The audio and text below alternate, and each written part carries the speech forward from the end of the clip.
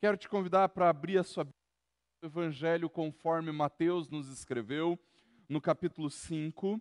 Nós leremos, queridos, do versículo 3 ao versículo 10. Lembrando que na nossa escola bíblica nós estamos estudando as bem-aventuranças e, de acordo com a graça de Deus, se Ele permitir, até o final do ano, nós vamos terminar as bem-aventuranças. E se você também tem acompanhado os salmos de romagem nos cultos à noite, nós também, se Deus assim permitir, até o fim de novembro, nós vamos terminar salmos de romagem debaixo da graça de Deus. Mateus capítulo 5, dos versículos 3 a 10, a palavra do Senhor nos diz assim: Bem-aventurados os humildes de espírito, porque deles é o reino dos céus. Bem-aventurados os que choram, porque serão consolados. Bem-aventurados os mansos, porque herdarão a terra. Bem-aventurados os que têm fome e sede de justiça, porque serão fartos. Bem-aventurados os misericordiosos, porque alcançarão misericórdia. Bem-aventurados os limpos de coração, porque verão a Deus. Bem-aventurados os pacificadores, porque serão chamados filhos de Deus. Bem-aventurados os perseguidos por causa da justiça, porque deles é o reino dos céus. São estas, queridos, as bem-aventuranças. E nesta manhã nós clamamos ao Senhor para que Ele graciosamente fale aos nossos corações. Queridos, nós estamos estudando as bem-aventuranças.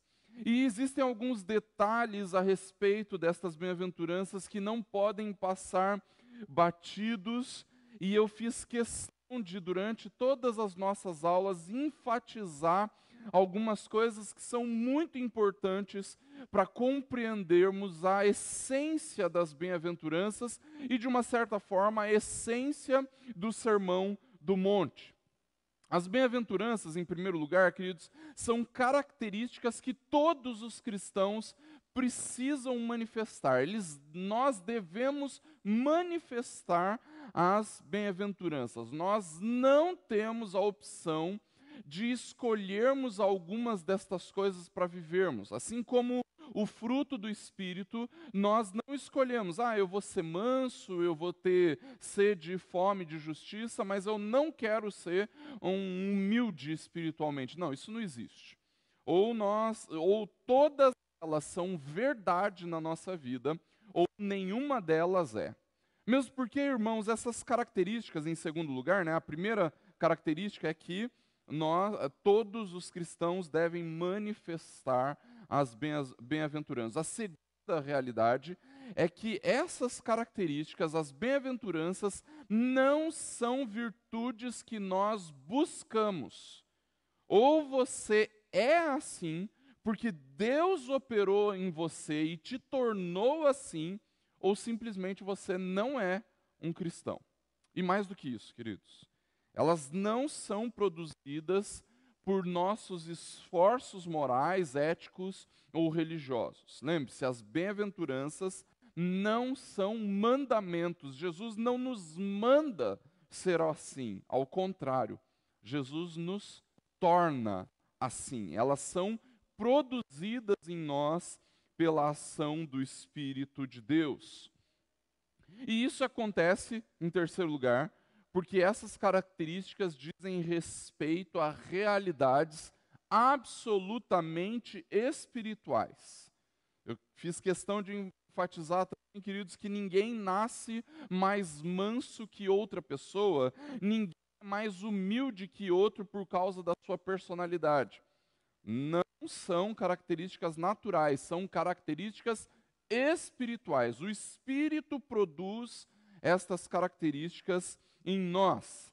E é exatamente por isso, em quarto lugar, que essas características nos diferenciam, nos distinguem completamente daqueles que não são cristãos. Vamos então relembrar aí as bem-aventuranças. Na primeira das bem-aventuranças, nós descobrimos que aqueles que são verdadeiramente cristãos são aqueles que perceberam a sua falência espiritual, conhecem a sua pecaminosidade, conhecem a maldade que habita em seu coração e que por causa disso sabem que não são nada para se apresentarem diante de Deus. Reconhecemos a nossa total miséria espiritual.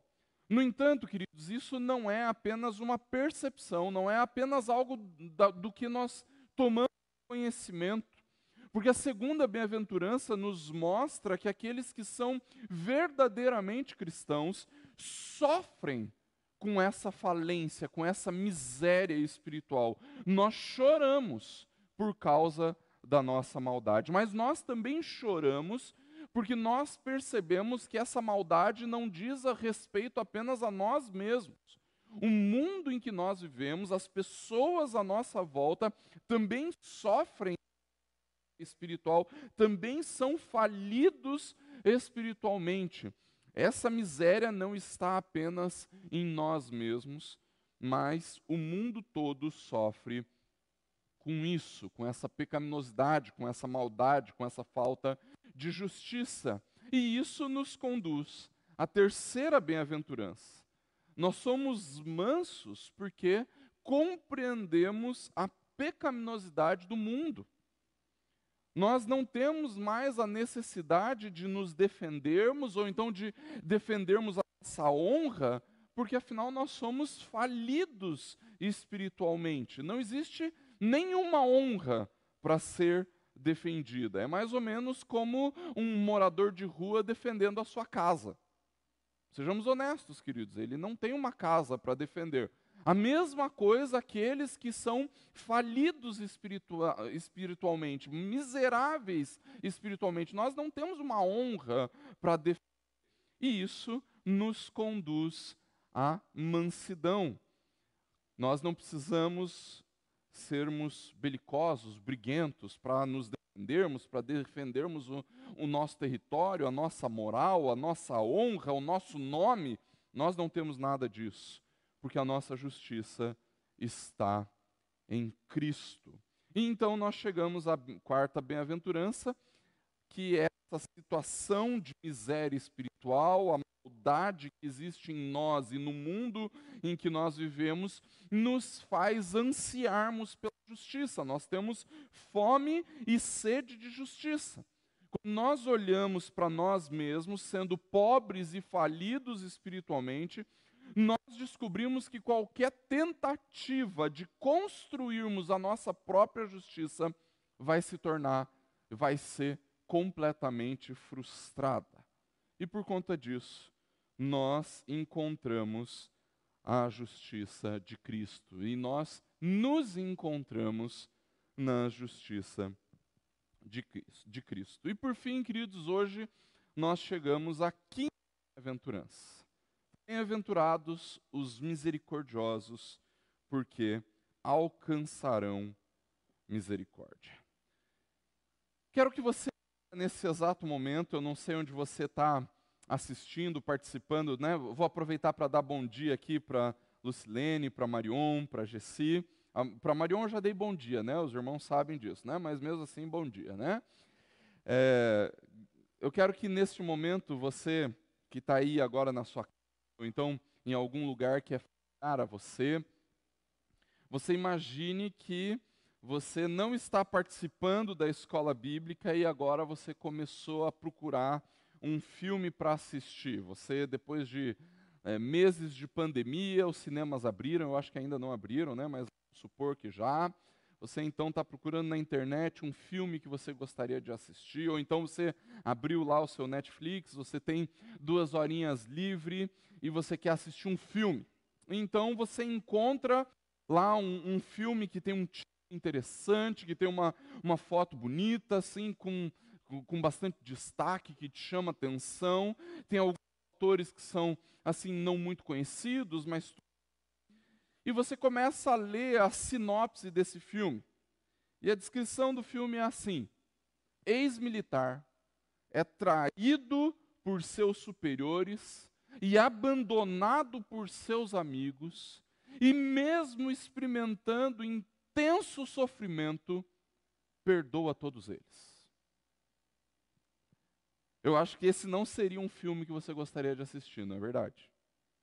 E mesmo que você se interessasse por esse filme, lendo essa sinopse, eu tenho certeza que essa não era a descrição ou a descrição do filme que você estava esperando, não é verdade? Provavelmente, quando eu comecei a descrever esse filme, falando que era a história de um ex-militar, alguém treinado em guerra, que sabe muito bem dar alguns tiros, né? Alguém um ex-militar, inclusive, que foi traído, que foi abandonado pelos seus amigos e pelos seus superiores, muito provavelmente você esperava que eu dizer que ele busca vingança, que ele persegue cada um deles e por aí vai. Queira ou não, queridos, nós achamos que uma história de vingança seria muito mais interessante. Nós temos a tendência de valorizar não aqueles que perdoam seus inimigos, mas aqueles que destroem seus inimigos. O mundo acha a vingança muito mais atrativa do que a misericórdia.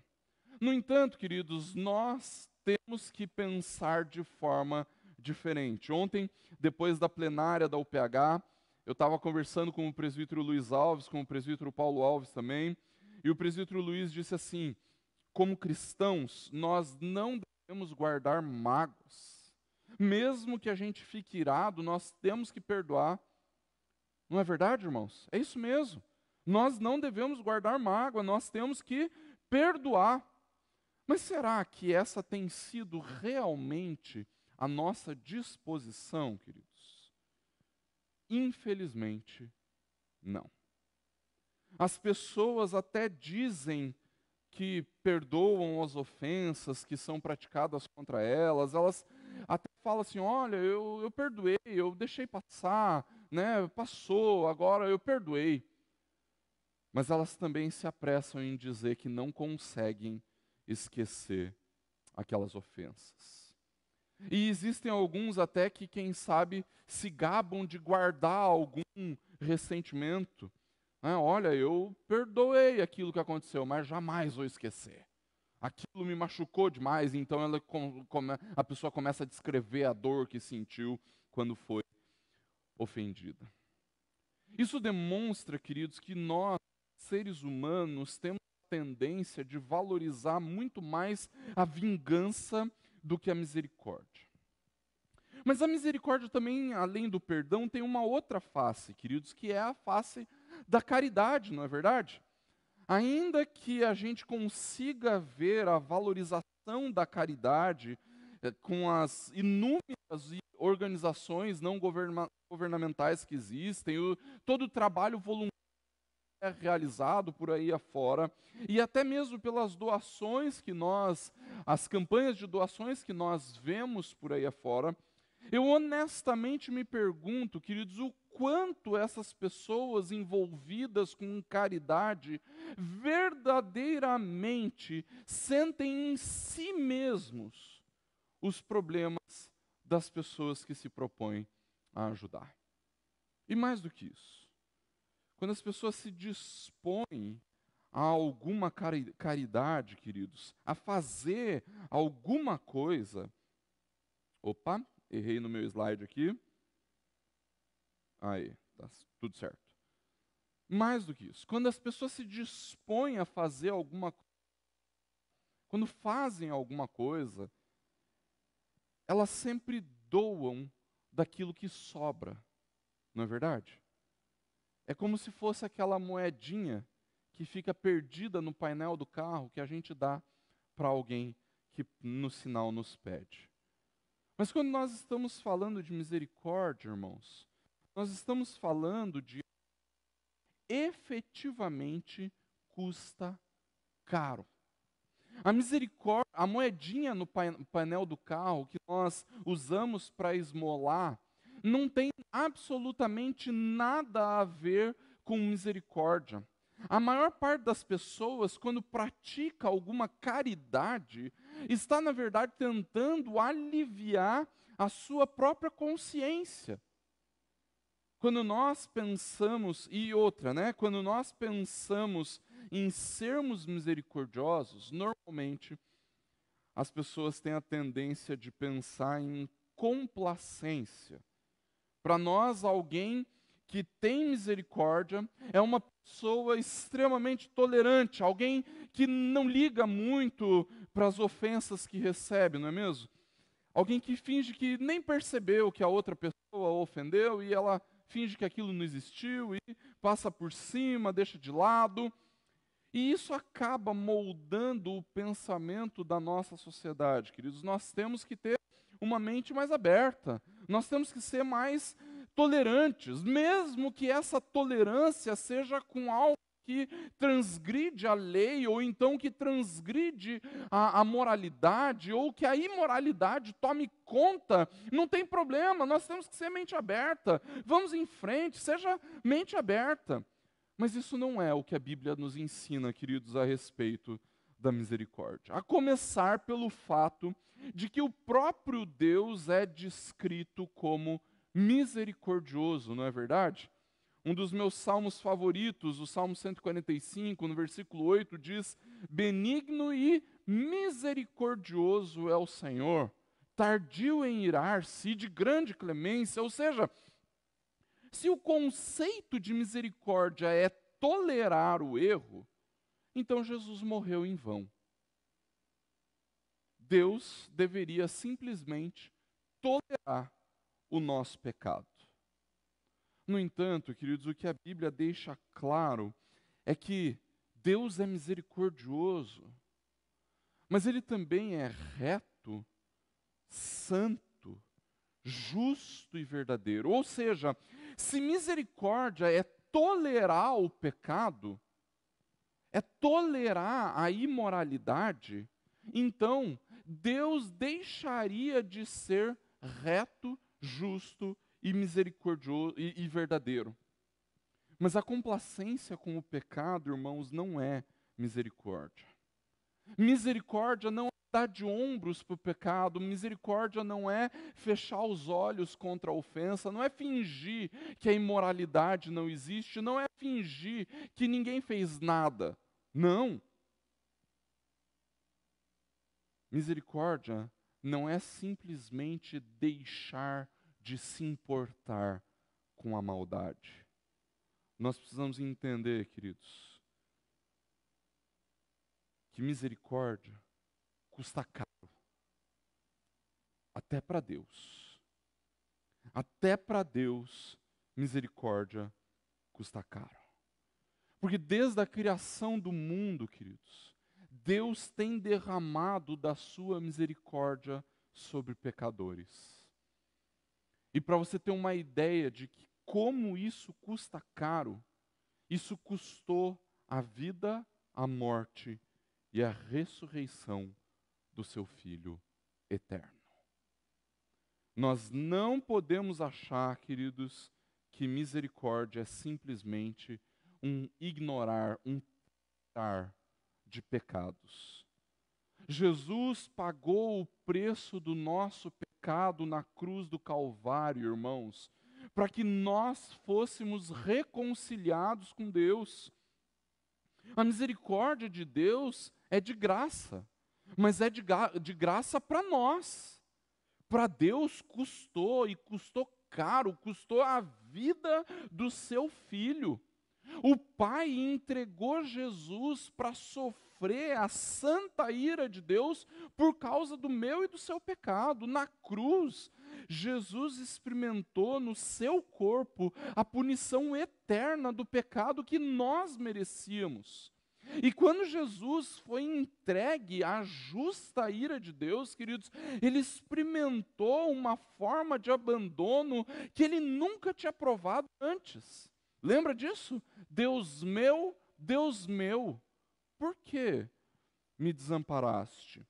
Vou pedir ajuda para os irmãos aqui. A Josi acabou de falar que o microfone está falhando aqui. Quero dar bom dia para o restante dos irmãos, para a própria Josi, para o Eduardo, para o Gilson, para o Albert, para a Luana, para o Vladimir.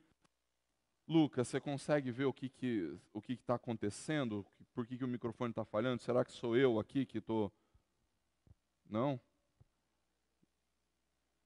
Irmão, se mais alguém aí está com o som falhando, fique à vontade para falar, né, que nós vamos tentar resolver o problema. No começo da transmissão nós já trocamos a pilha aqui para não acontecer. Vamos ver aqui se conseguimos resolver o problema. Queridos, o Evangelho é a misericórdia. O Senhor Jesus disse claramente, Deus meu, por que me desamparaste?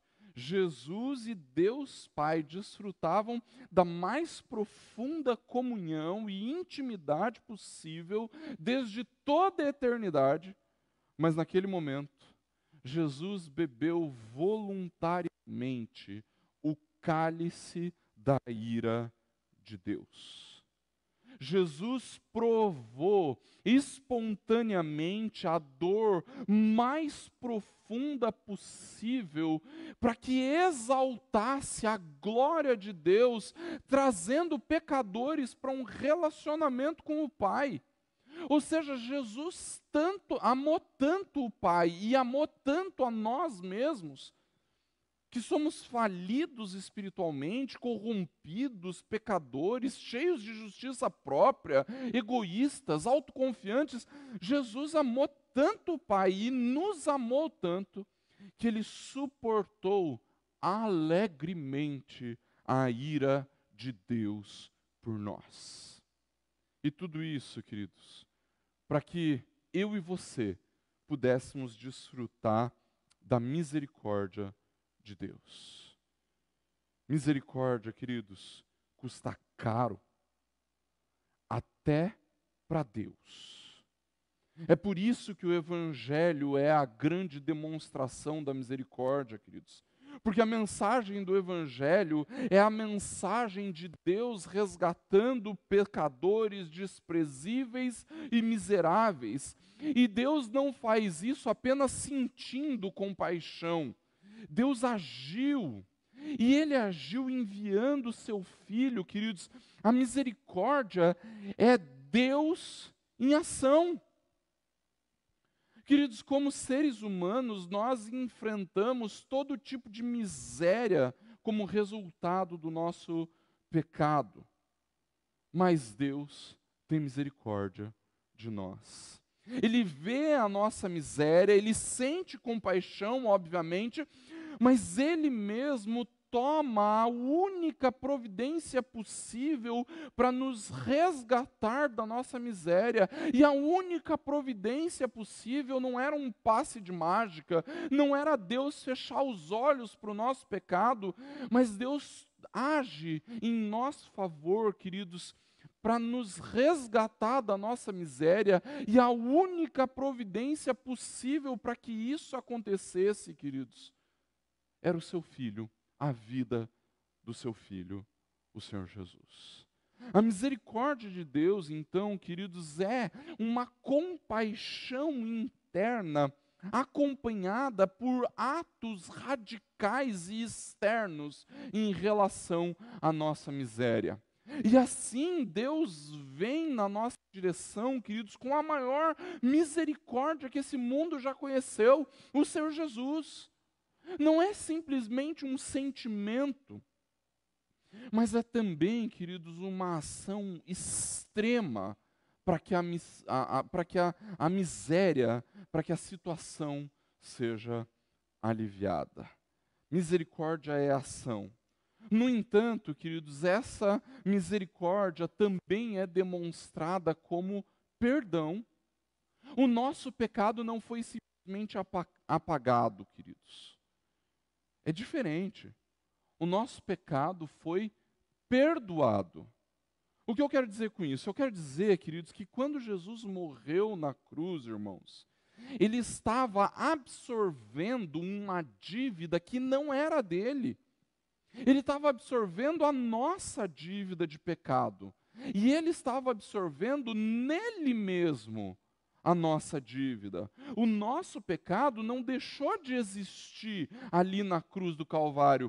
Ele foi perdoado na cruz do Calvário. E isso é bastante simples, queridos. Nenhuma dívida desaparece no ar. Pensa aí, se a sua dívida ou se você contrair alguma dívida com o banco simplesmente vai esquecer que você tem essa dívida. Não vai. As dívidas não desaparecem do nada, queridos. Irmãos, bom dia, Cleonice.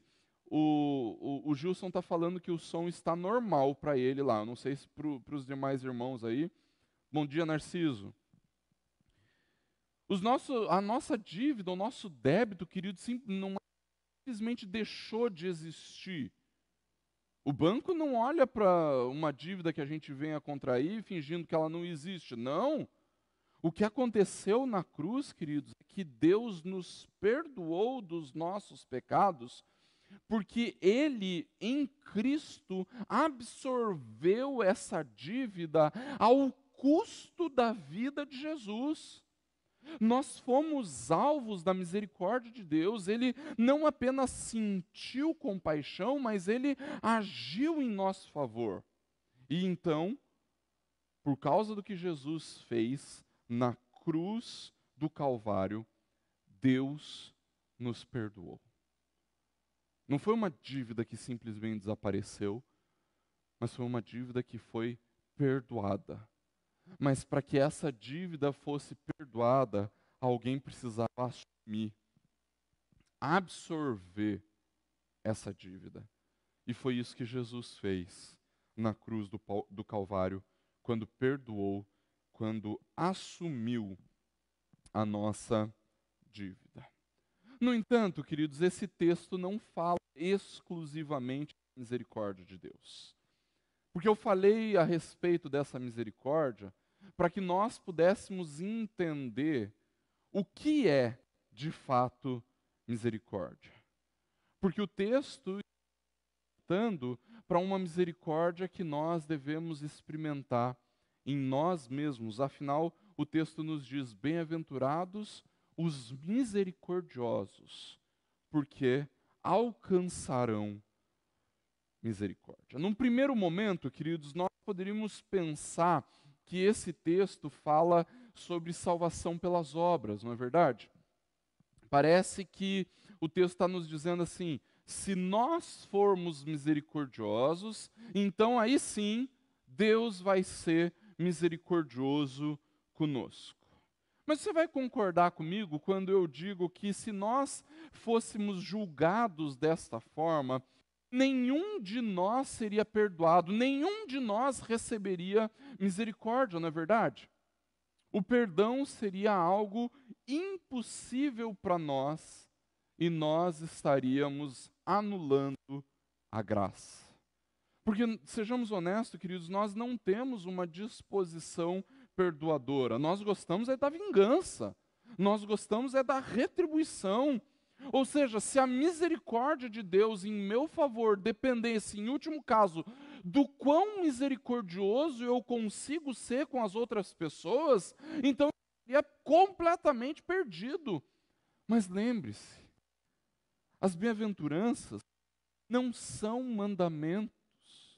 Ao contrário, queridos, as bem-aventuranças demonstram o caráter de alguém que crê em Jesus. Mostram o caráter de um cristão verdadeiro, que não confia na sua justiça, que não confia nas suas virtudes, que não confia na sua espiritualidade. As bem-aventuranças, irmãos, falam daquilo que acontece com as pessoas quando elas têm o coração tomado do favor e da graça de Deus. É a graça de Deus que nos torna misericordiosos. Te dar um tempinho aí. Irmãos, fiquem à vontade para participar, viu, da nossa aula, mandar perguntas, contribuições. Né? Eu sei que quando eu dou aula de escola dominical parece que eu estou pregando, mas não, irmãos, é aula. Você pode participar, pode perguntar. Eu só não vou te falar para levantar a mão, porque eu não vou ver, né? Mas você pode escrever aí no chat, ou então me mandar uma mensagem no WhatsApp, tá? Eu estou acompanhando aqui. Se você quiser, a gente pode, você pode contribuir com a aula, pode mandar a sua pergunta. Porque agora, queridos, eu quero começar a demonstrar por que a vida cristã ela é muito mais profunda do que simplesmente lutar contra o egoísmo, contra a fofoca, contra a maledicência e por aí vai. A vida cristã é muito mais do que isso. Tudo isso que a gente vem conversando nas bem-aventuranças, queridos, demonstram a profundidade que a vida cristã é muito mais do que decorar um certo número de regrinhas e começar a dizer assim, ah, não, para ser crente é só você não fofocar, é só não falar mal dos outros, é só não mentir, é só não roubar, isso é só isso ser crente. O presbítero Emanuel está levantando a mão aqui como exemplo, né? Então, se você quiser perguntar alguma coisa, pode levantar a mão aí, que o presbítero Emanuel já nos deu uma solução aqui, né? Só, só botar a mãozinha ali que eu vou saber o que você está querendo falar.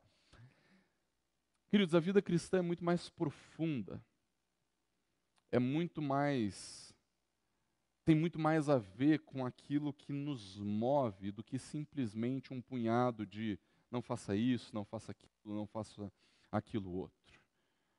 Há algumas semanas atrás nós falamos sobre a questão da mansidão.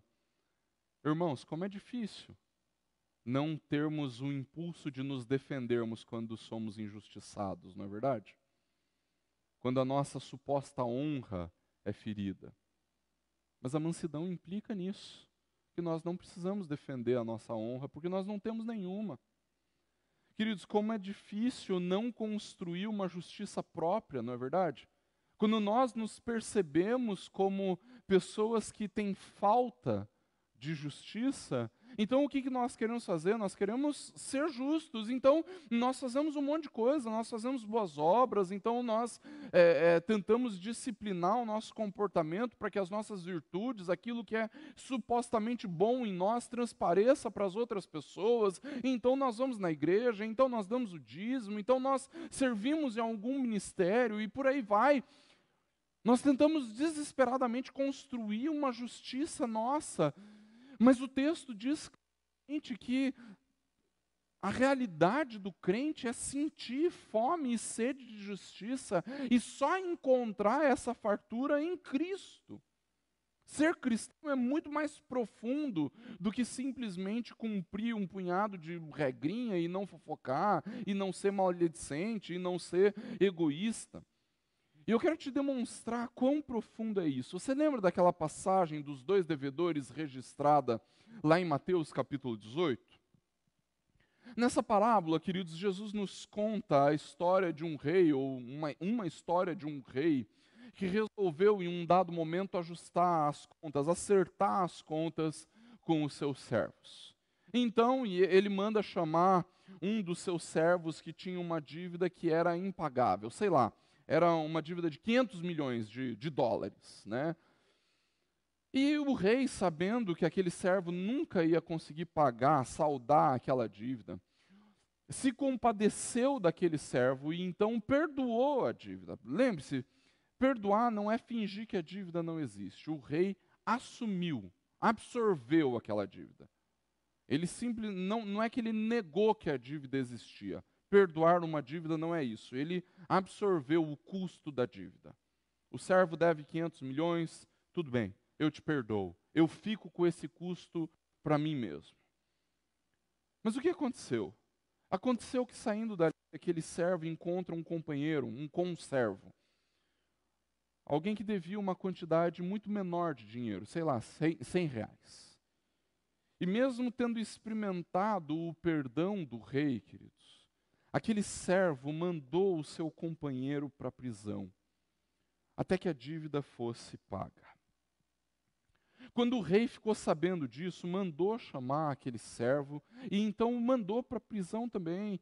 E ele fez isso, queridos, porque esperava que aquele servo tivesse aprendido o perdão, a misericórdia, ao ser perdoado da sua dívida impagável. No entanto, aquele servo, ao contrário, exerceu o juízo sobre a vida do seu conservo e o mandou à prisão por causa de um valor infinitamente menor. E então Jesus termina aquela passagem dizendo assim: assim também o meu Pai Celeste vos fará, se do íntimo não perdoardes cada um a seu irmão.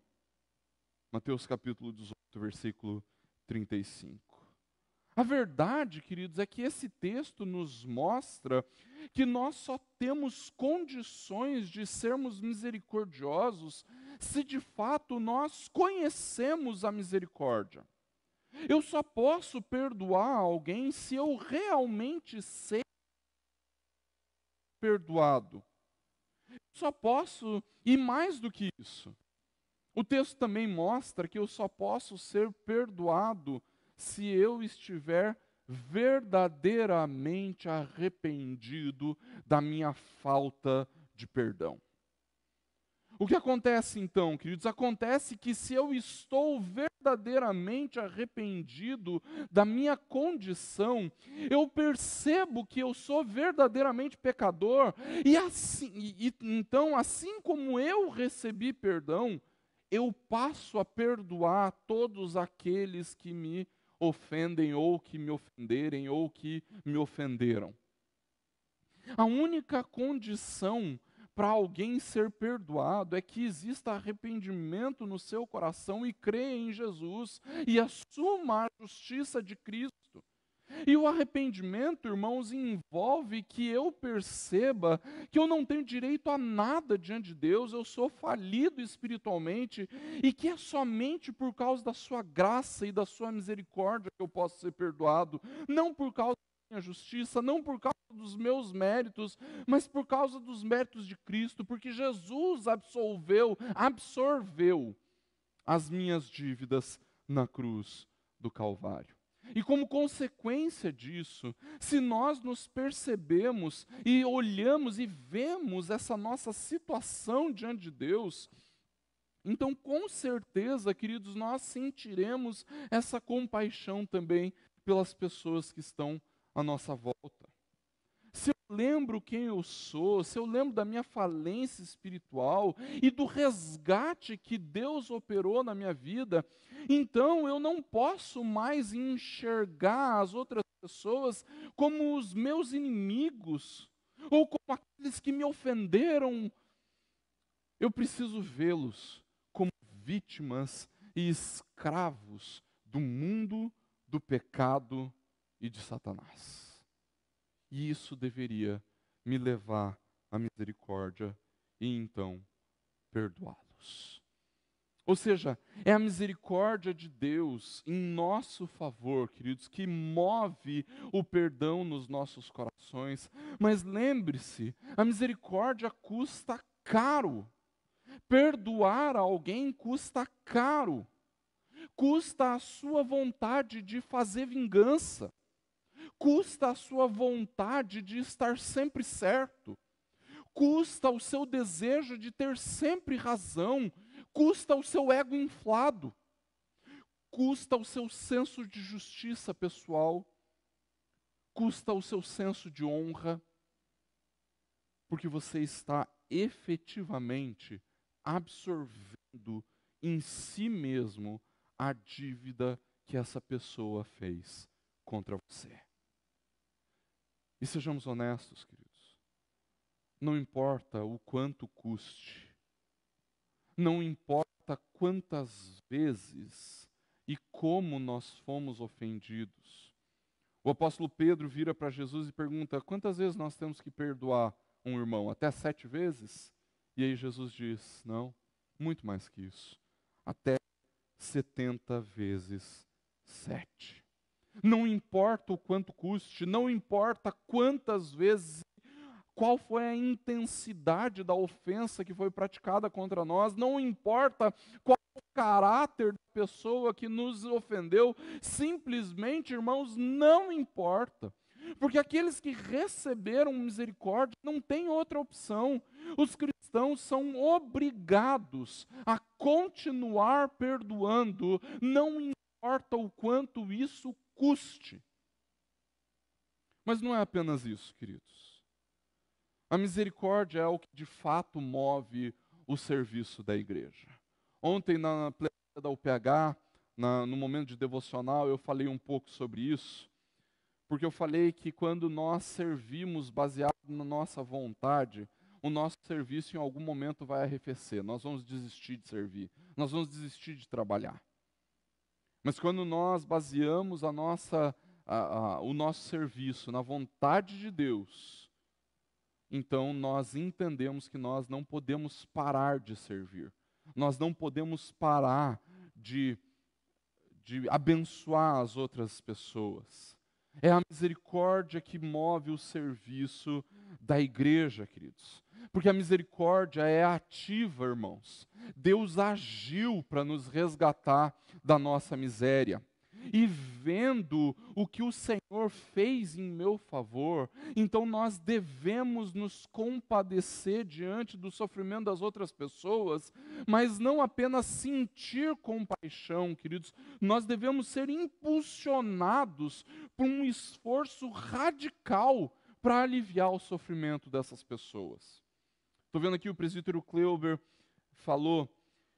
contribuiu conosco assim, pastor, creio que podermos praticar a misericórdia, nós devemos usar um espelho. Nós temos que pôr o espelho na frente da pessoa de maneira a nos ver nela. Temos que fazer uma autoavaliação. É isso mesmo. Quando nós olhamos para alguém, tanto alguém que necessita do nosso perdão ou que necessita da nossa ação a respeito da necessidade que ela tem, nós estamos nos colocando no lugar dessa pessoa, no sentido assim, nós sentimos a miséria dessa pessoa.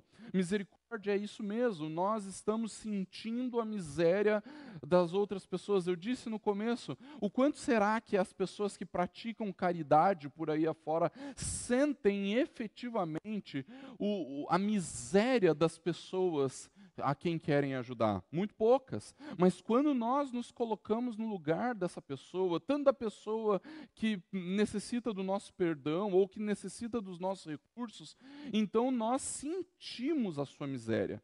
Porque nós mesmos somos miseráveis. Nós não somos melhores do que aquela pessoa.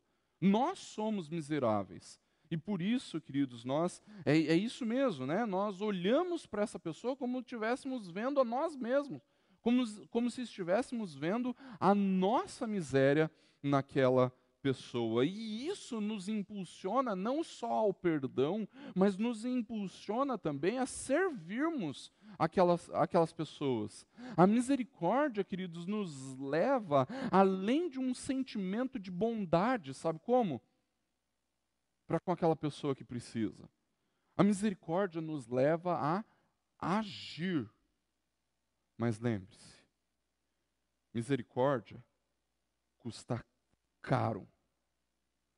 O presbítero Ademir está lembrando que etimologicamente misericórdia é a junção de duas palavras latinas. É isso mesmo, presbítero, é miséria e córdia, ou seja, termos o coração na miséria, termos o nosso coração identificado com a miséria da outra pessoa. É isso mesmo, né? Misericórdia custa caro, irmãos.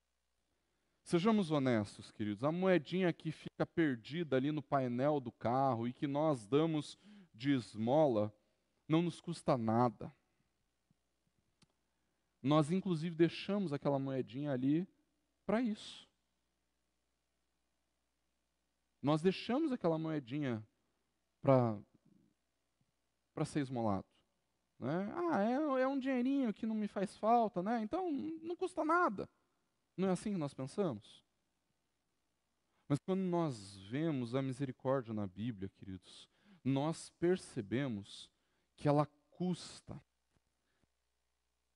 muito. Lembra da parábola do bom samaritano lá em Lucas capítulo 10? Nessa história, querido, um samaritano que era inimigo do povo judeu, deu tudo o que podia para cuidar daquele homem que estava quase morto à beira da estrada. Aquele samaritano chamado historicamente de o bom samaritano, ele ofereceu os cuidados médicos que aquele homem precisava, ofereceu transporte, ofereceu hospedagem e ainda deixou pelo menos 1/3 do seu salário semanal para pagar as necessidades daquele homem, e ele ainda prometeu que pagaria qualquer coisa a mais que precisasse para cuidar daquele homem. Queridos, é impossível calcular todo o custo que aquele bom samaritano assumiu. Ele deu do seu tempo, ele deu da sua segurança, porque a estrada de Jerusalém para Jericó era uma estrada muito perigosa. Ele deu dos seus recursos e tudo mais. Exercer misericórdia, irmãos, custa caro. E é por isso que ela precisa ser generosa. A misericórdia pode exigir de nós, queridos, que nós nos ofereçamos a nós mesmos, se preciso for. Mas nós não temos opção, irmãos. Para Jesus, a misericórdia custou a sua própria vida. E pode ser que para nós também custe a nossa própria vida. É a misericórdia que move o serviço da igreja. O presbítero Kleuber completou aqui, essa autoavaliação só funciona perfeito. É isso mesmo, presbítero Kleuber. Se nós tivermos a real consciência de quem somos, se formos honestos conosco mesmo, com nós mesmos, nós precisamos da ação do Espírito para nos revelar a nossa própria miséria. É isso mesmo. Isso mesmo. Nós não conseguimos nos esforçar suficientemente para podermos enxergar a nossa miserabilidade. A Lucilene está lembrando aqui, está nos informando aqui, que a palavra hebraica para misericórdia, eu não vou saber falar hebraico aqui, gente, se começa com um CH, muito provavelmente deve ser alguma coisa como Hesed. Né? Hesed, é isso mesmo, Hesed, é misericórdia em hebraico. A capacidade de entrar em outra pessoa, olha a definição que legal, a capacidade de entrar em outra pessoa até que praticamente podemos ver com os seus olhos, pensar com a sua mente e sentir com o seu coração. Ou seja, nós nos enxergamos naquela miséria, nós pensamos de acordo com aquela miséria e nós sentimos de acordo com aquela miséria. Olha que profundidade, gente, né? Olha, só de olhar a palavra hebraica nós encontramos eco disso que nós estamos falando. A misericórdia é o que verdadeiramente move o perdão dos crentes, queridos. E é a misericórdia que move o serviço da igreja. Não é a nossa vontade, não são as nossas emoções, não é a nossa racionalidade, é a misericórdia. A Lucilene está citando aqui o comentário, ou o livro do pastor Lopes. É mais do que sentir piedade por alguém, é fazer alguma coisa, mais do que só sentir compaixão. Misericórdia nos move ao serviço. Muito bom, gente. Obrigado pelas participações, gente. Vocês enriquecem a nossa aula. Graças a Deus por isso.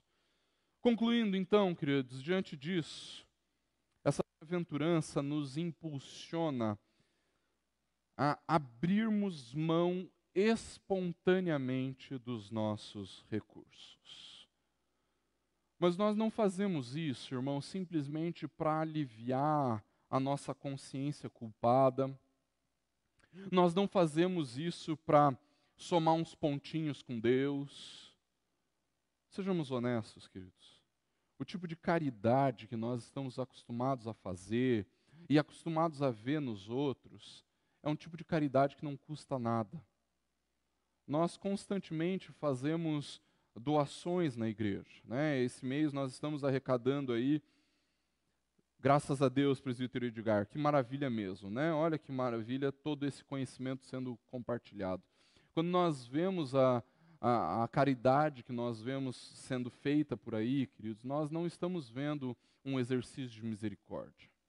Quero lembrar, queridos, que nós, esse mês mesmo, nós estamos fazendo campanha de arrecadação de brinquedos, né, livros infantis, de fraldas também, e constantemente nós fazemos isso com os alimentos.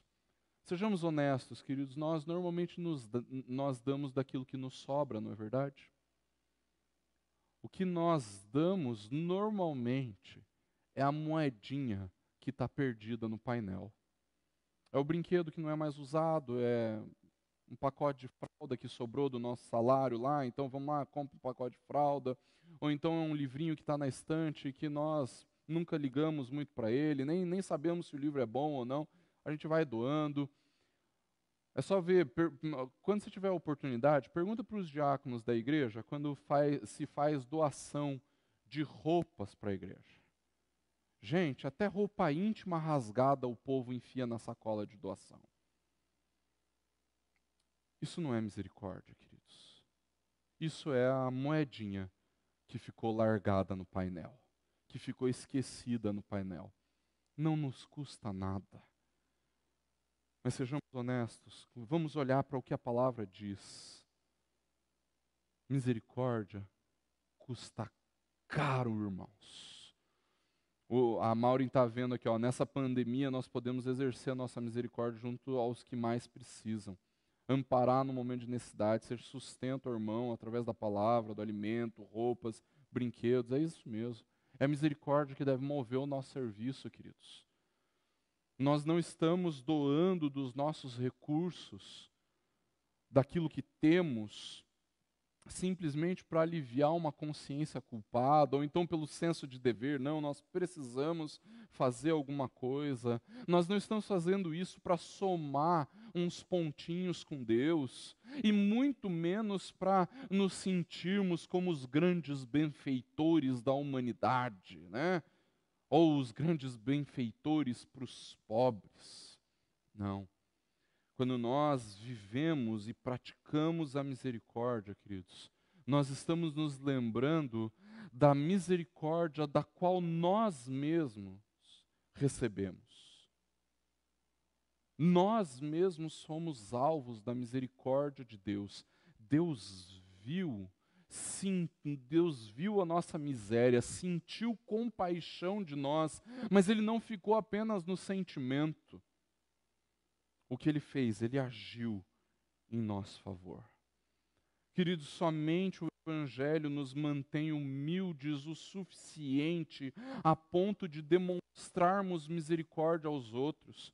Porque no Evangelho, queridos, nós somos expostos à misericórdia de Deus, da qual nós mesmos somos devedores. No Evangelho, nós vemos a nossa miséria, nós vemos a nossa miserabilidade, e nós vemos um Deus que se compadeceu de nós e agiu em nosso favor.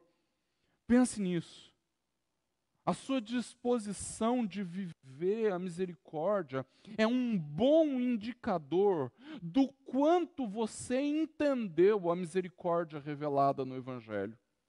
Se você está crescendo na prática de misericórdia, vivendo uma compaixão ativa em favor daqueles que precisam, perdoando incondicionalmente as pessoas que te ofendem, se você tem sido curado da sua amargura, da sua vontade de se vingar contra as outras pessoas, então isso quer dizer que você está crescendo no seu entendimento do Evangelho da graça de Deus.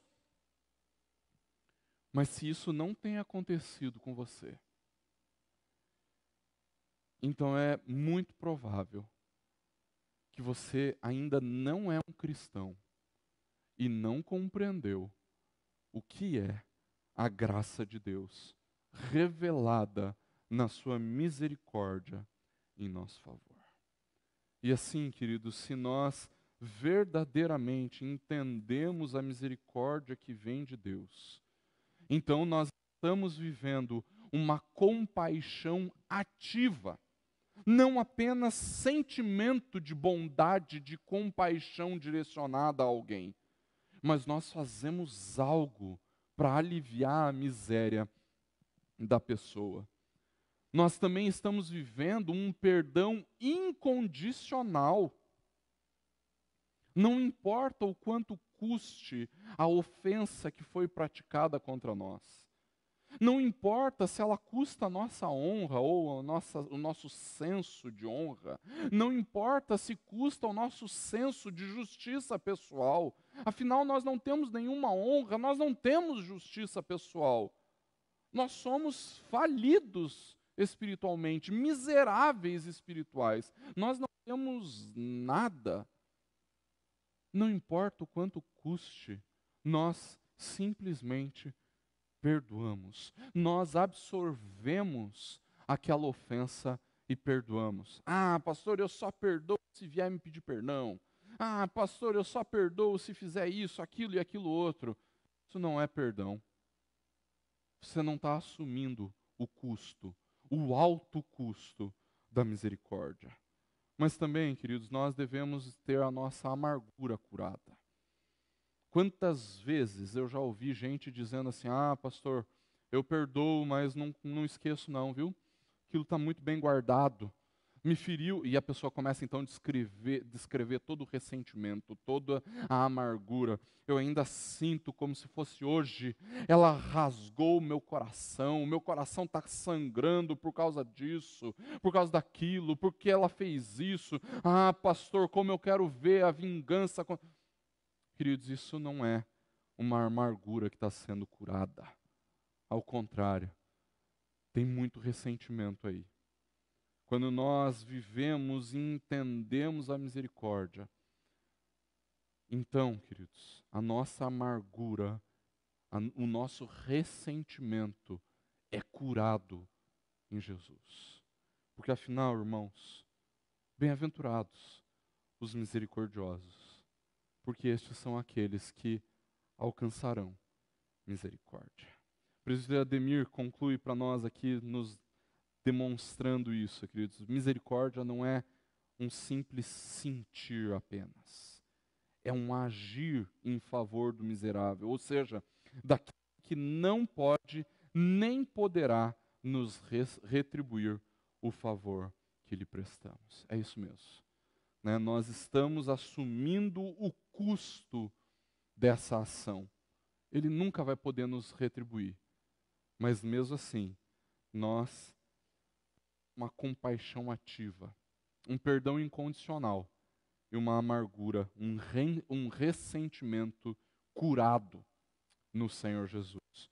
Porque entendemos o Evangelho e compreendemos a graça de Deus exercendo misericórdia. Que assim, queridos, o Senhor trate o nosso coração.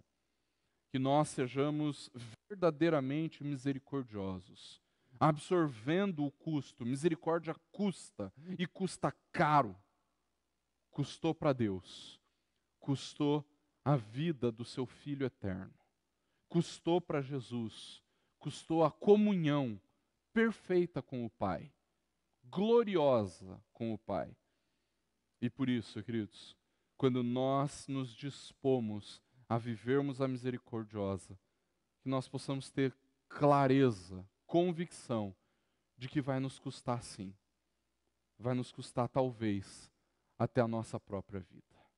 Que o Senhor nos abençoe, queridos, que nós tenhamos aí um domingo vivendo essa misericórdia.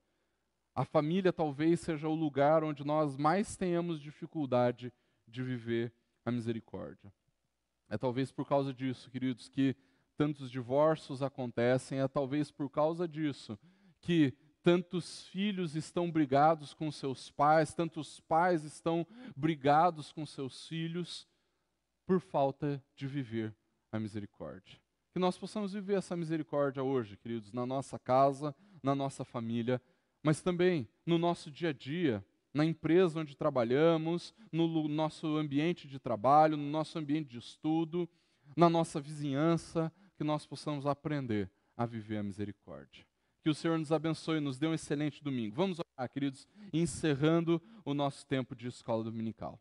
Deus, em nome de Jesus, muito obrigado, Pai, porque nós não conseguimos medir, nós não conseguimos mensurar o tamanho da Tua misericórdia. Nós sabemos que a Tua misericórdia custou caro em nosso favor, porque custou a vida do Teu Filho, Deus. Exaltado seja o Teu nome, Deus, porque Na tua misericórdia, Deus, nós encontramos o mover da nossa própria misericórdia. Se tem alguma chance de sermos misericordiosos, é olharmos, Deus, para a tua misericórdia em nosso favor.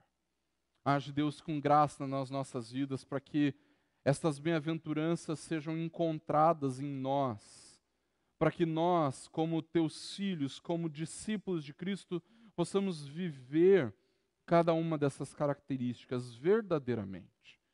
Não como se fosse um mandamento, não pelo simples senso de dever, mas porque o Senhor, operando em nós através do teu Santo Espírito, nos conduz a vivermos estas bem-aventuranças. Derrama da tua graça sobre nós. É o que nós clamamos, em nome e para a glória do Senhor Jesus. Amém.